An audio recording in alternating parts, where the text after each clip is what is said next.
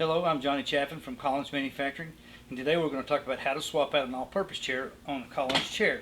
This particular chair is the 7710, but it will work for all the chairs.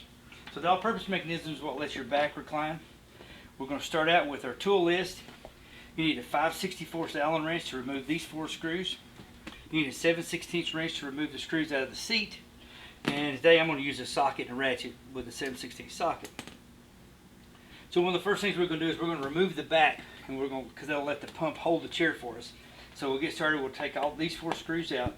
Now, one thing to note is if you lose a screw or you damage a screw, Collins uses SAE threaded screws, which means they are 1/4 screws. They're available, should be available in any hardware store, Lowe's, Home Depot, AutoZone, or whatever. So try to take care of the ones you have, but if you do lose them, you can get them replaced. So we'll take these out real quick and then come back. So we removed all of our screws except the one here. We'll take it out. And then we're going to lay this aside. And then we're going to remove the chair from the pump. We have a video that shows you how to do this, but I'll go over it again and hold down the treadle, pull up one a couple of times, and then pop it off. We'll move this out of the way. Now we're ready to remove the all-purpose mechanism from the chair. And again, you need the 7/16 wrench. I'm using the socket and ratchet because it's faster. Turn it over where you can see it better. And then we'll remove these and come right back. Okay, so we removed our bolts. We went ahead and removed the 2 on the other side. But I wanted to show you real quick that on your all-purpose mechanism, it doesn't use the last hole. You want to use the next one back and then the last one on the front. So just something to keep in mind when you take your all-purpose mechanism off.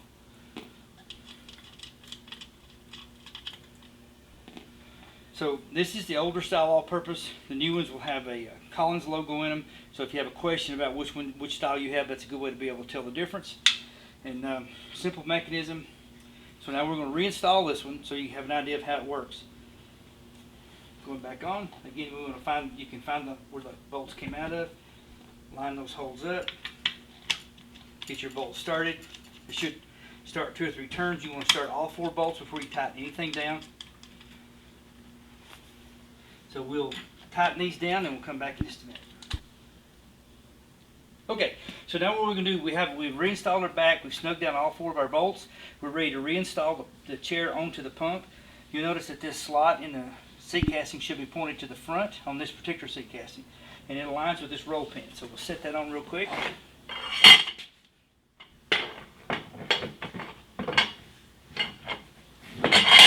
And make sure it's aligned. And we'll let the pump help hold our chair in place. And then we will reinstall the 4 bolts that we took out of the back. So again, we started all 4 bolts before we started tightening anything down. We got them all tightened with this last one running real quick. Then we'll test our all-purpose. So you should be able to release it. It should work smoothly. You don't have to hold the lever and push it back up. So. Now, one other thing we'll talk about, this was a 7710 chair. We didn't really talk about it at the beginning, but this has what we call the access footrest. This is for people with limited mobility issues. You can lift these up and spin them out of the way so that your client can get their feet under them in order to be able to stand up better. And then you rotate it back in place for them to be able to comfortably rest their feet. So it's just an option. This is one of the different chairs. We don't talk about the access a lot, but it is very useful for some of your older clients. Again, I'm Johnny from Collins Manufacturing, and thank you for watching today.